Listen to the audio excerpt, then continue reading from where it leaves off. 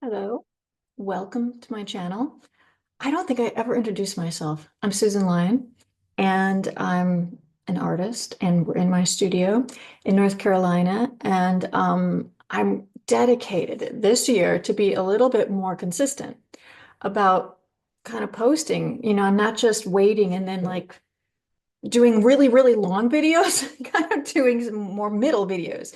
Um, so in this video, I'm gonna show you a little bit of the still life sketches that I've been doing, trying to get myself to feel comfortable getting into the mode of doing them since I have been so portrait painting focused for so long, and just getting over the nerves of trying to be a perfectionist and meaning like having them come out is what I'm talking about. Like that's okay if they don't come out, right? So I've been doing lots of studies. I've been looking through all the little portrait sketches that I've done from life with my husband Scott Burdick and our friends, and I kind of have them kind of been taking photos of them and just kind of putting them up on our store, lionburdick.com, and getting we've been working on our yard, just life, just doing stuff. Scott has been in the mode for figuring out what he's going to do for the Prix de West. And I've been, that's a tricky one. The deadline is really coming up. I did send one piece already, that drawing. So that's one. You're allowed four. And I just don't know. I mean, I was thinking of this still life. Wait, right there. Or I was thinking of this pastel. I was thinking of some other, what happens is I keep starting things and then hoping that they're going to come out. And then halfway through or whatever, all of a sudden I realize, these aren't as great as I hoped.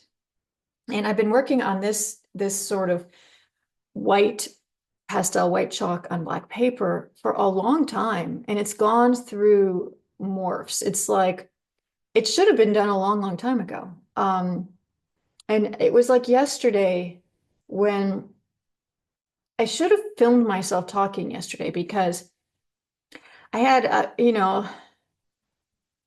get exasperated with myself. Just, and I feel like whenever I mentor people, I'm like, I understand what it's like. I understand that we intellectually know things, no matter how many times we hear how to do something or that we should know how to do something because I've been doing it so long. Why is it that I can't see it? In this particular white chalk, yesterday it really did, like I really did just have to admit, like, Susan, you just have to go lighter. And that is something that I see in my work is that I don't know, there's something been brainwashed into the idea of just, I don't know, showing more form, showing more information. And so this is something that I tell people when I'm mentoring them, it's because it's so embedded in my brain that I need to work on this. And yesterday I just was like, I have to go lighter all over. I have to go lighter in the lights. I have to go lighter in the halftones. I have to just make it just what I use the word cleaner, meaning brighter, less information in the lights. Um, and I had to sort of, I don't, and go, why did it take this long? I mean, I've been working on it on and off for months. And I kept thinking, well, it's the expression. I kept thinking, oh, there's something about her eyes. Oh, what is it? Like, why can't I get the expression? I've like really measured it and really looked at it upside down and looked at it in my phone and put it in Photoshop and tried to like put my image and my reference right next to each other and go, what is it? Why can't I get it? And I think it was just that I was trying to show, I was like not going light enough. Like I was showing too much shadow in the eyes. And because she's like a teenager, it was, it just wasn't looking good. And yesterday, I don't know where these thoughts come from or why is it all of a sudden at the 11th hour that I finally, I mean, it's not finished. I still have to work on it a little bit today, but I did kind of have a breakthrough yesterday. But I was exasperated and I really felt, this is a good thing to talk about with people. This is a good thing to say that, yeah, like Scott and I, even when Scott and I were out to dinner last night, he was telling me, oh, well, I always have to lighten everything. And and it's so weird for him to even say it because I think Scott gets his paintings done. And if anyone's watched his videos or any time that we've shown his work in progress, he really is good at getting it pretty good, pretty perfect in the beginning. And then he sort of wants to make it artsy. And it goes through all these different processes, up and down, back and forth, meaning he pushes and pulls. He's trying to create something that he hasn't created before. And then here's me going, Scott, it was so good. I'm like, I guess I'm just sort of the voice of the world. Like, why did you do that? You know, um, but in his mind, he's like, he's been painting for so long and he knows how to paint something and make it look pretty or make it look traditional or what you might call, good enough or really, really good.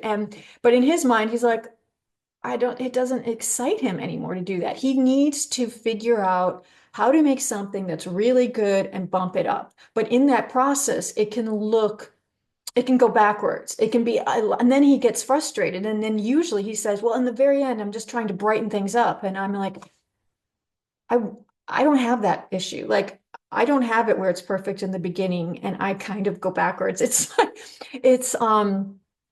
you know, it's a struggle. It really is. And I get compliments sometimes where people will say, oh, I, well, it's hard to imagine. Your work is so whatever, or the finished product, sometimes you can't visualize all the different stages and all the different frustration points to where finally, you just have a light bulb moment, or maybe just tweaked it enough, or I don't know. But anyways, I feel like I needed to talk about that because this piece is sort of giving me that emotional stress.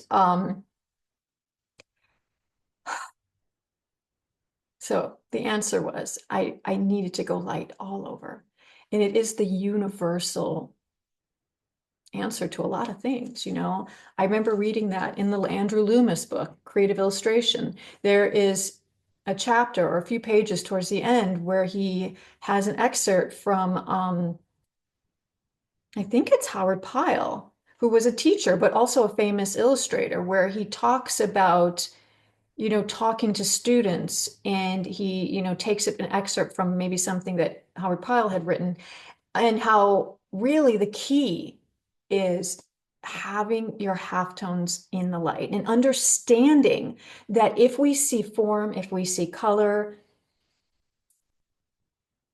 that the idea is that us artists we're actually showing people what's in the light. And I was just talking to someone yesterday about how profound that actually sounds, really, especially the type of art that I do. Um, I'm trying to capture light.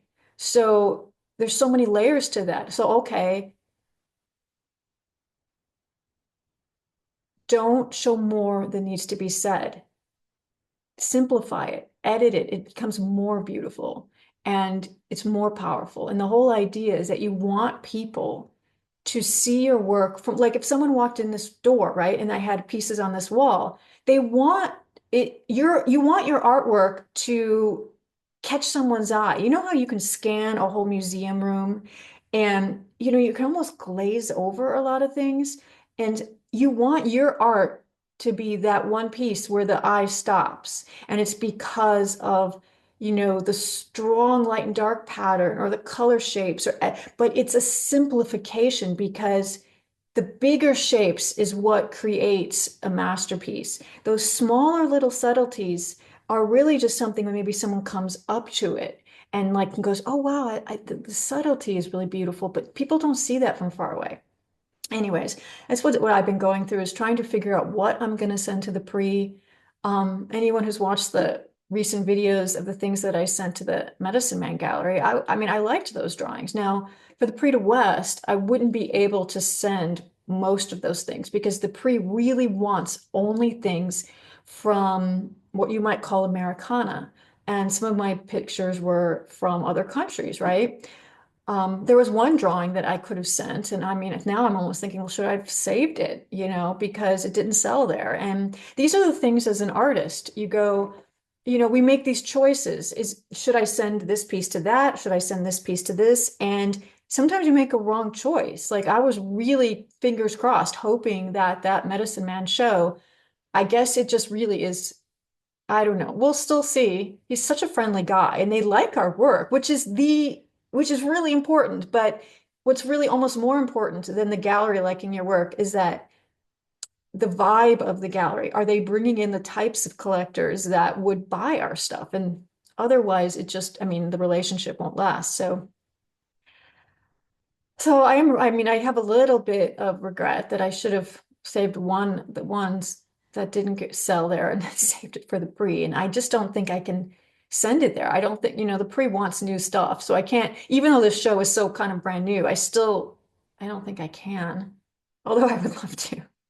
I might just have two pieces and I might, if I can fix this one and then that other drawing. So long rant. Today I'm just editing this video. And what I also wanted to do is one of the main reasons why I even did this channel was because as an artist, sometimes we have really cool experiences of meeting other artists and things of like seeing the world as an artist. And in 2018, we went to go visit Pramod Kurlekar. And I wanted to show you some photos and some short videos that we took from that trip. And so I'll go into it and I'll talk about it while I'm showing those. But, it was before I had this vlog. It was before I even had a purpose or a reason to share these type of things. I mean, I'm sure we showed a few photos maybe on Instagram or Facebook at the time, but it's like there's nothing like this live talking about it, maybe talking about the feelings that I had during the trip. Um, yeah, I wanted to share that. And Pramod is such an amazing artist. And anyway, so we have all this stuff, and I just wanted to put it out there before it's forgotten. Please, anybody that writes anything, I love hearing your comments. Ask me questions. If you guys have any questions for me and Scott, we'll answer them. We'll do something for you. And I also invite you to our live streams each month. So Scott is actually going to be doing a demo on flowers. I thought it's spring and we're always doing stuff to do with figurative. And I'm really into painting flowers right now. And I said, Scott, would you be interested in doing that? Because he's not really a still life person. I mean, he'll paint outdoors and he'll paint flowers, especially flowers with a figure. But he said what he really wanted to do was, why doesn't he show just painting a flower, just very traditional, very simple, like how you would just make something very simple, like a block in, something that anybody would, consider just a traditional flower. And then right next to it, how he would approach it as more of a creative artist, blocking it in with much more thick paint, using palette knife or his rubber tool, or how to kind of create something that is totally just his vision. And then we'll have them side by side. And, we have free trials, so you can join our Patreon for free, watch it, binge all the videos and stop if it's not something that is for you. But thank you for watching. And I appreciate you listening. And I was also looking at some of the videos I've been doing, and I seem to have a uniform. I literally wear this all the time. And I have this other gray kind of frumpy corduroy shirt. And I just think, is this all I wear? I think it is. I think it's all I wear. So maybe once summer comes, I'll be actually having a different uniform. Thank you for joining, and I'll see you next time. We met Pramod at the Portrait Society of America in Atlanta. Scott decided he wanted to draw him because he had such a great face.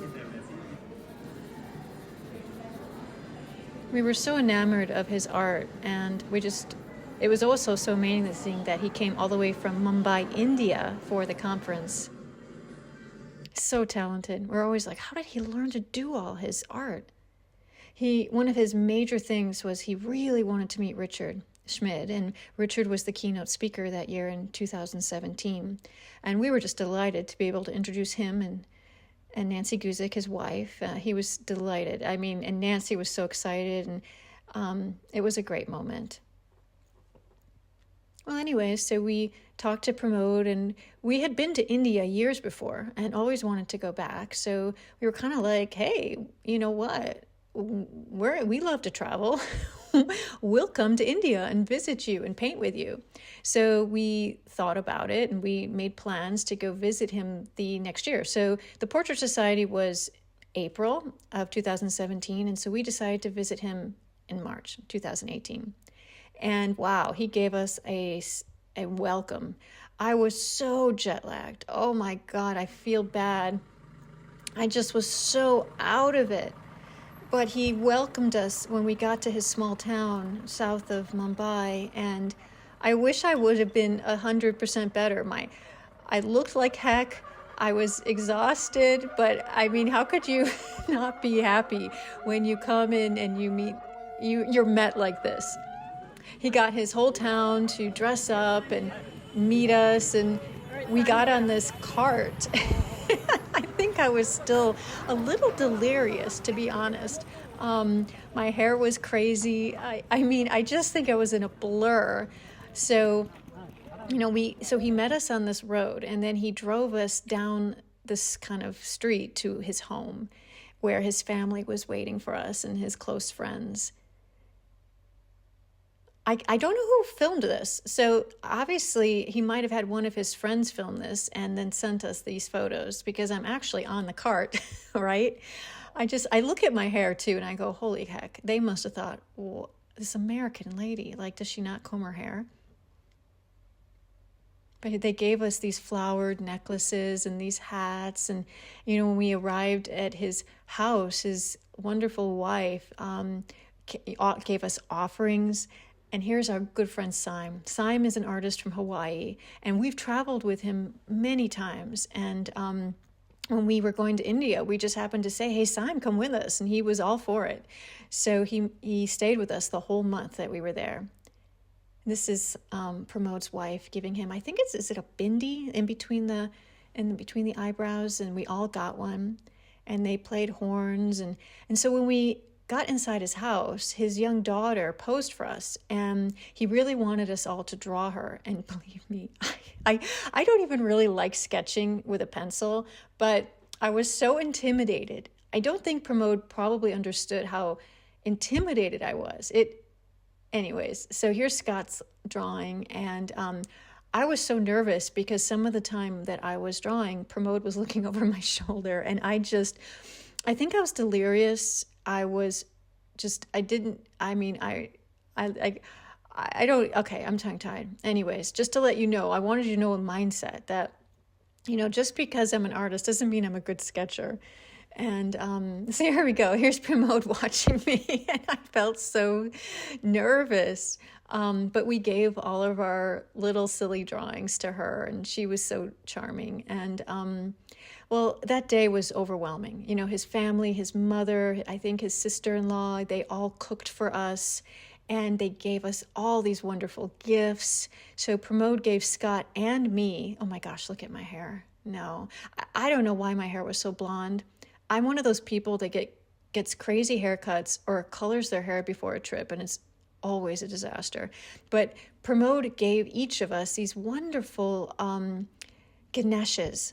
And so, it was such a beautiful gift. And then look at this elaborate setting. They made these little designs on the floor, and they made a feast for us. So I just remember just thinking, wow, his whole family just really, really went all out for us. And his wife gave me this sari. And so I was like, oh my gosh, how beautiful. And so then afterwards, they all dressed me up and took their time showing me how to wrap it around and the perfect way of doing it. And oh my gosh.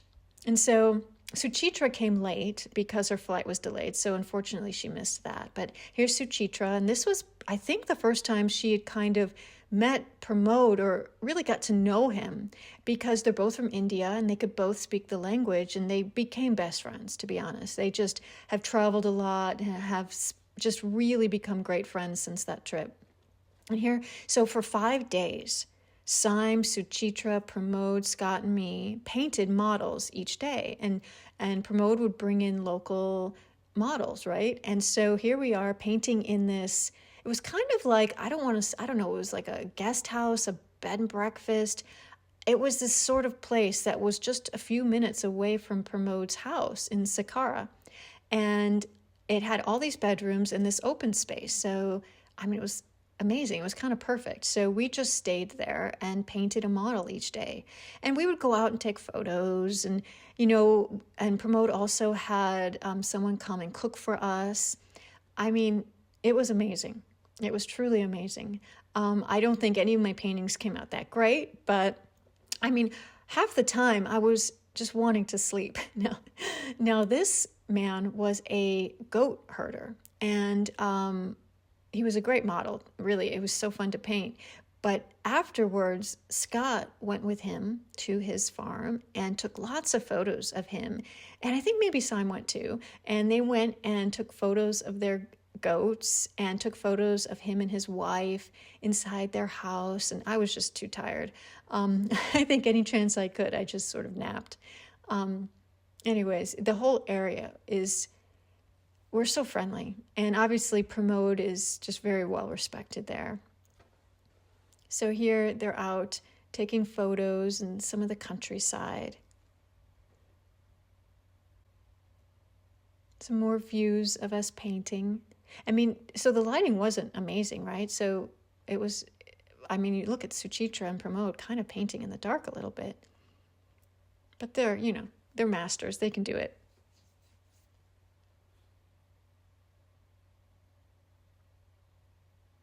I must be listening to something. So interesting. It's so funny when you look at photos, afterwards, you're like, oh, okay, I guess I must have been listening. And the cool thing is that Pramod and Suchitra could speak, the local dialect, and they would just chatter and chatter and chatter. And Pramod actually took Suchitra to his mother for dinner one night, because his mother liked to cook really, really kind of spicy food. And so Suchitra said she loves spicy food, and I remember that. So these are some of the photos that Scott took of the goat herder in his home. Yeah, he spent many hours with that family. So each day we would have different models, and here's another guy who was a farmer, and he came with this beautiful turban. And the only funny thing is that he kept falling asleep, and because, I mean, these guys are probably pretty active. Here they are singing. They were very happy the whole time, just chatting and singing a lot. Well, anyway, so this model, it was funny because we kept having to say, wake up, wake up. I think because when you're just sitting still, you get sleepy, right? It's one of Pramod's wonderful friends who lives nearby, and they've been close friends for a long time. And he's a really good photographer. And Syme and Scott painted the daughter of the people who owned this place. Yeah, she was a great model too. And I mean, I have so many more photos. I just tried to choose a few. Now, I think the last day, Pramod invited a couple friends. She's this beautiful woman, and her husband came from Pune. And I think they were both in art school. And so she came in her wedding outfit. I mean, isn't that amazing? And so we had so much fun painting her. Yeah, I mean, we could have painted her multiple times. I can tell that I put her head way too low on the canvas, and I tend to do that. One of those things, just like I was saying, I have a quirks. I wish I would have made her head higher.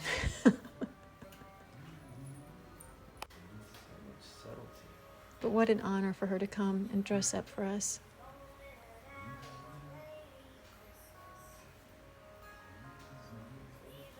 soften so much stuff Yeah. on a pretty girl.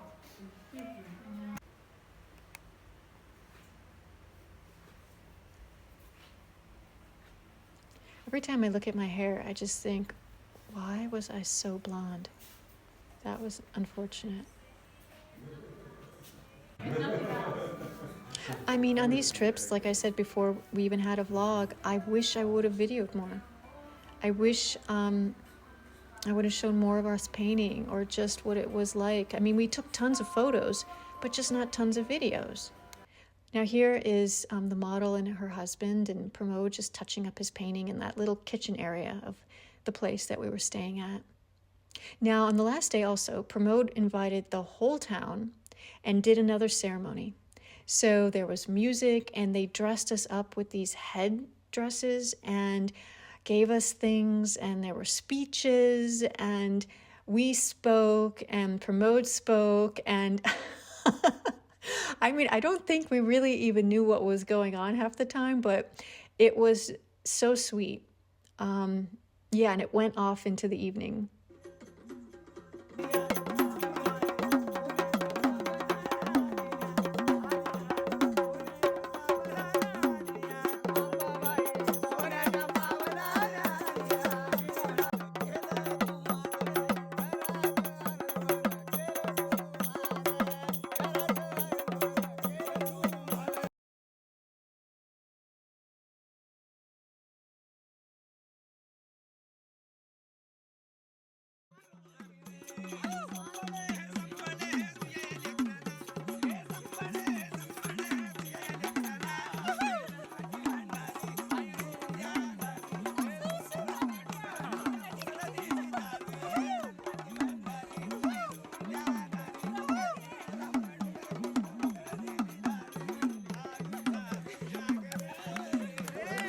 Afterwards, Saim, Suchitra, Scott, and me went to Udaipur. We wanted Pramod to come, but he didn't come. And we actually met the Maharaja in Udaipur. Now, Saim knew people who knew people, and we got to go into the palace and meet him. And we did so many things in Udaipur. And this is one of the days where we had a guide take us around, and we saw these women making these sort of cakes and tortillas for a local luncheon place.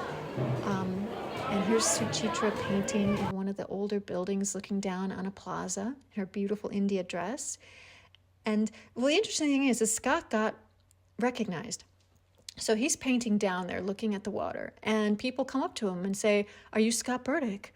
Because we have done so many paintings of India, and because we did have a vlog, a website with lots of pictures of us in India, people recognized us. And so this photo was funny because this couple wanted to pretend that they were painting on Scott's photo, on his painting, and get photos of them doing it, which is so cute. But it's just fun having Scott be recognized in these small towns. Udaipur is a gorgeous town. You know, we had gone there years ago, and it was so beautiful. We knew we wanted to go back.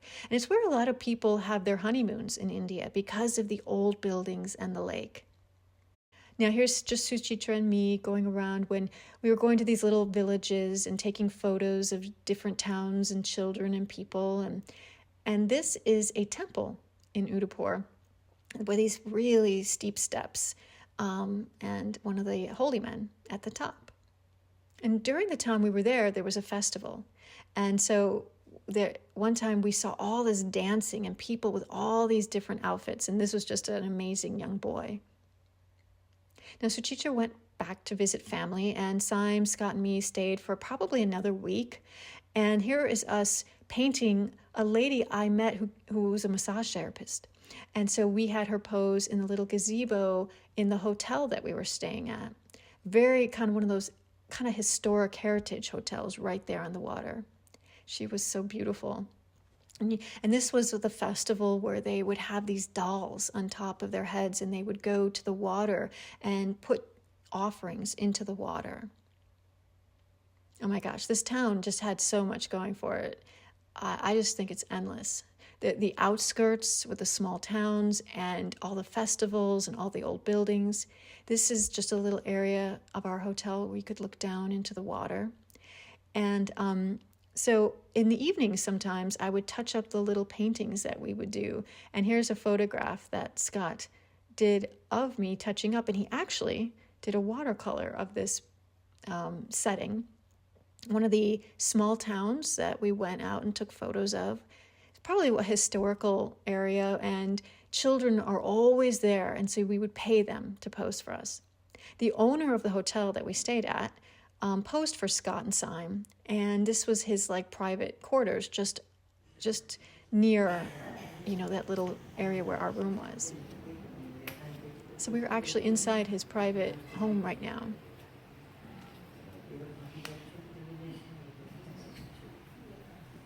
So just through this courtyard, just over that little fence is where, we painted over there, and then our room was just on the other side of that fence. And the last few days, we all went to Mumbai and places with big giant Buddhas. I mean, it was a heck of a trip. Oh my gosh, just too much to share. But I really wanted to just give you a taste of the trip and us visiting Pramod and painting with our friends. I want to keep showing you guys in progress, because I'm excited to show you how I'm going to transform this studio. Scott helped put up some of these lights. Probably going to get a better light for there. We were just testing out direction and these bars.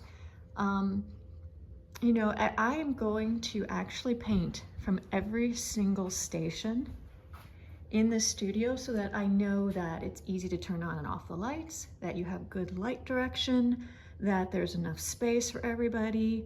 I took down those curtains. I used to have those green curtains over there to hide those areas, to almost make them look like closets, but I've taken them down now, because since this is turning into sort of a still life class, we need to be able to see fabrics, need to be able to see things. And then today, Scott's gonna come up and put the lighting over on this section. And then the very last section that I'll do, and I'll probably won't do that for a couple weeks, is this whole section, putting tables all along here and then putting the lights up there. Today, I just feel like painting. So I'm going to set up something here. I'm gonna have a friend come and paint with me tomorrow, but just kind of itching to paint and start being productive. Still trying to figure out where to put everything. I found these are dolls that I bought in Namibia on the side of the road. People selling them. Aren't those just the sweetest things ever? And these were also by the Himba people. They were selling these. And they have clay all over them. This because that they actually put clay on their skin to protect themselves. But even look at the little feet. I mean, the little designs of like ankle bracelets. And there's like mothers with babies and like the hairstyles. Oh my God, it's sometimes I look at the stuff I bought on trips and I just think, holy cow, I can't believe I bought all this stuff and brought it back in, look how they do the little breasts, oh my God. So I just bought a whole bunch of these from women selling them on the sides of the roads. I look at the little knee jewelry. Well, all this stuff was done by leather, by metal, because they live off of cattle, and I think goats too. These are a different tribe in Namibia. They dress up like they're from the 1800s, I'm not joking. So these dolls, I remember vividly when Scott and I were driving through, because in Namibia you just rent cars and you just drive through, and it's like a self-safari, you stay in the car and you just go through Etosha National Park and pretty much through the whole country. It's just amazing. But I mean, look at those faces. So I've never painted these. I don't know where this baby goes. Maybe she goes in there. I mean, she must go somewhere. So yeah, different tribes, different ways of dressing in Namibia. Here's another one. I mean, I love it. What's that in the middle of her chest? I do have no idea. But leather clothes, leather and cotton. This is definitely some kind of cotton that is wrapped and has clay, like the red clay. The dresses, look at how they did the hair. So I'm gonna set up all kinds of dolls and all kinds of still life stuff over here. And then I have still life stuff I'm gonna put up on shelves, and then I'm gonna clear that area out and put more still life stuff, and then have all kinds of fabrics and more still life stuff over there, making it easy access. So anything that's not worth leaving over there is gonna be gone. And then I'm gonna put all kinds of still life posters that I have from Richard Schmid and Feshen and other people, and I'm gonna put them up along the walls so that inspiration, and maybe hang some here too. Just, oh my gosh, oh my gosh, I wanna paint my lion. Yeah, there's so many fun things I wanna paint. I wanted to film a little bit of what we're doing. Now Scott went to Lowe's Home Improvement and just bought these these are for plumbing, right? Yeah, they're plumbing, so I just get plates like this, a little connector, another thing to go on here, they just screw together. Yeah. And then And you got metal instead of plastic, because if we're gonna be putting like these kind of lights on it, you just really need it to be. It needs to be, and they have to be put into studs. Yeah, so that's why he's trying to find studs. On this one, the studs, there's some are running this way, some are running this way. I want to get it close to this light. So I've used my stud finder here to find exactly where the stud is, right here, and then marked it. And then there's another one that runs along that wall, which I marked over there. I know, it's awkward, and I have to help you hold them up, and so he's just been putting these up on the ceiling so that we have good directional light for the class. Yeah. Thank you, Scott. And what else was I asking you to do earlier? Oh, to take the yolk out of So our chickens, there were some eggs that we knew weren't good because the chickens had hid them and we didn't find them for a long time. So I'm asking Scott to use a pin, scramble it inside, because you can see how little these little baby eggs are, and some we have gray and brown, and then he blows out. You make a hole at this side and this side. I've done 2 already. And you literally put it to your mouth and you blow it out. Yeah, you put it underwater, and then you kind of scramble it with that inside it, and then you blow. The reason is because I love eggs for still lifes, but you have to take the icky stuff out, because otherwise it will go bad. And I have a whole bunch of eggs over there, and they're fun to put in still lifes. I think I just like painting eggs. I think it's a fun shape. So it's amazing all the things I'm having him do to help me. He's a good husband. Thank you.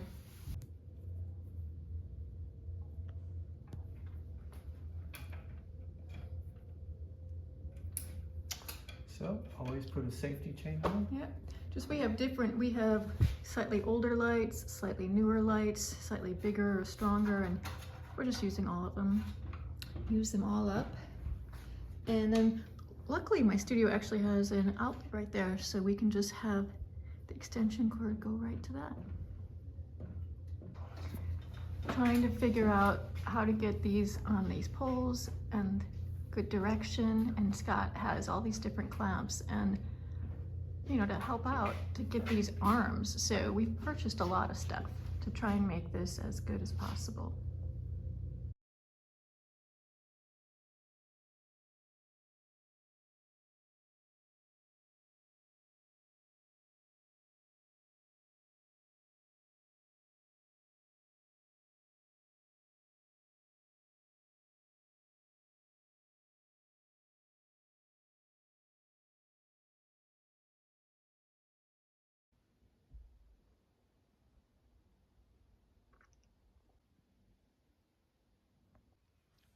I'm still a little frustrated with my still life setup.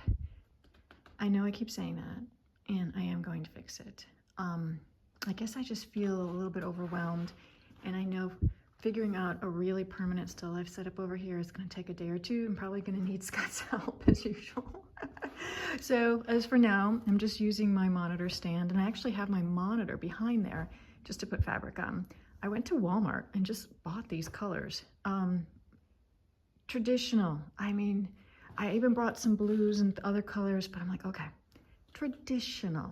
Since I'm already kind of nervous about starting these, just a simple brown background so that the flowers come forward, a little blue kind of vase and a slightly green foreground. I literally bought those flowers at Walmart. They were the nicest ones they had there. yeah, usually they have like multicolored clown carnations, so that was pretty nice. And just a 12 by 9 board. I've put out miscellaneous colors, much more colors than I normally do for a portrait. And I have my pochade set up downtown, and I have another pochade set up, but I don't know where the things, I mean, it's like I feel like I'm lost, but I thought I'm documenting my craziness. I'm going to do this. So I have to get my mind wrapped around this. I'm going to do this as if it was a demo. Quick, alla prima, no worrying about, just big shapes. Listen to a book on tape, use big brush, nothing, gosh. All right, I'll try and document it, and let's hope that it doesn't just become a bomb. Let's hope.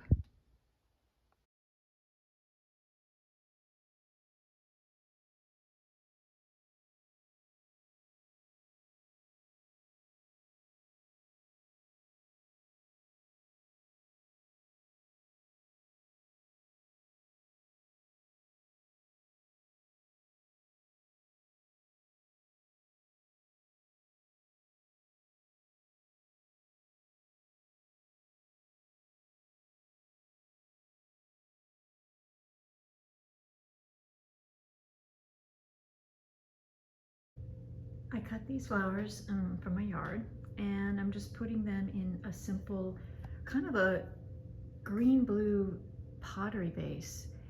And I thought, okay, simple, neutral, darker gray, slightly lighter gray, a little bit of that kind of warmer green, and randomly put these daffodils and these magnolias. And so I know I'm going to be sitting because I don't really want to look down on it. The idea is, even though I was setting it up, so my chair, and even though I was setting it up for a composition like this, and I still might do this, I find that when I set still lifes up, and I don't know if you guys, I tend to maybe go to the same composition over and over again.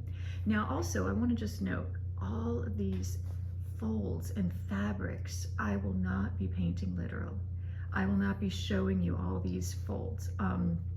I could go out and smooth them, but I'm not going to. And I'm gonna hint at the shadow pattern, but it's not a super strong shadow pattern, so I won't be outlining it to make you look there. Also, you see how the shadow pattern in this foreground flower is definitely stronger than the secondary shadow pattern because the object is closer to this cast shadow, whereas that object is not as close, right? So you'll have much more air. So these are things that we have to think about when we're doing cast shadows.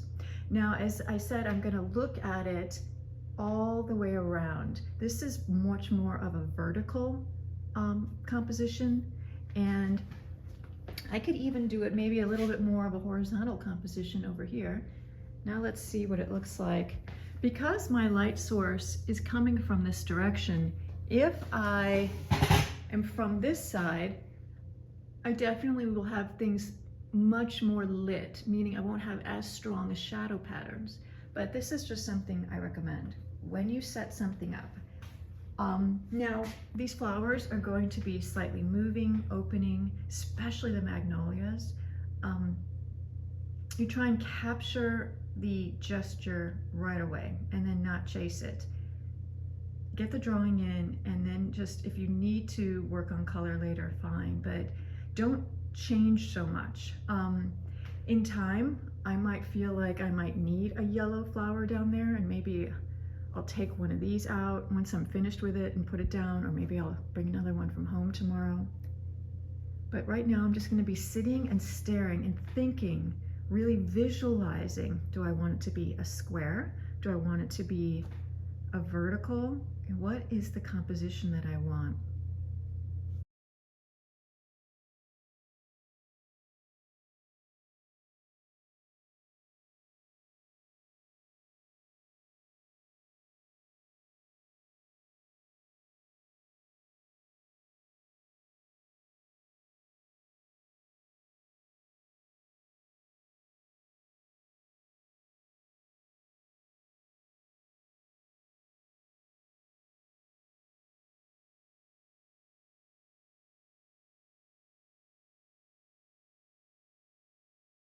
I've been bad about taking things in progress, just forgetting to do it. I think of this painting as pure fun, no thought, meaning I don't have to worry about drawing. It's really just a patchwork of shapes and colors. I want it to be high key and I want it to be abstract. This is an 18 by 24. Just getting into the fact of painting and just having fun with literal brushwork, you know, just taking big brushes and mixing the color and putting it down and not having to think about technique or anything like that.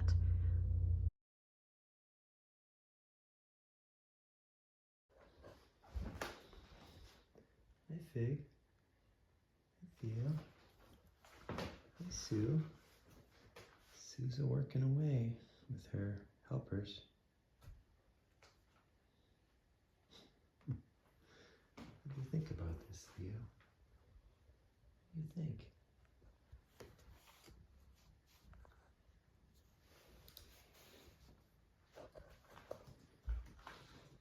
Visiting the chickens today. I brought them a bunch of dried apples. We'll see if they like them. Do you guys like them?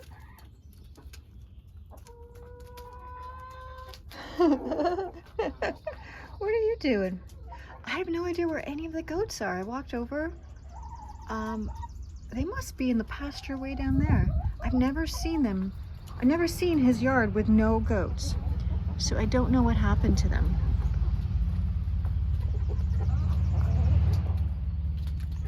Oh, they seem to like them. We're trying to make sure that the newer chicks aren't hiding the eggs, because ever since we found all those eggs in that blue barrel, we haven't found other eggs of theirs. We've only seen the really big ones from the older chickens. So I told David that Scott and I will help him come out and clean up this room and just search to see like if they could be hiding them someplace. Do you guys want out? Do you want out? All right, I mean, I guess I could let you out. Although I don't know where David is or any of the goats are.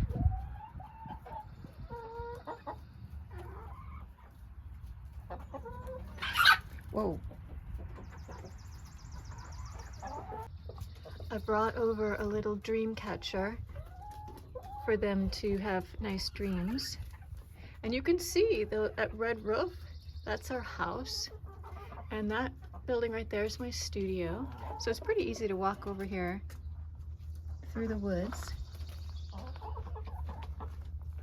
I think they're liking the apples. Yeah.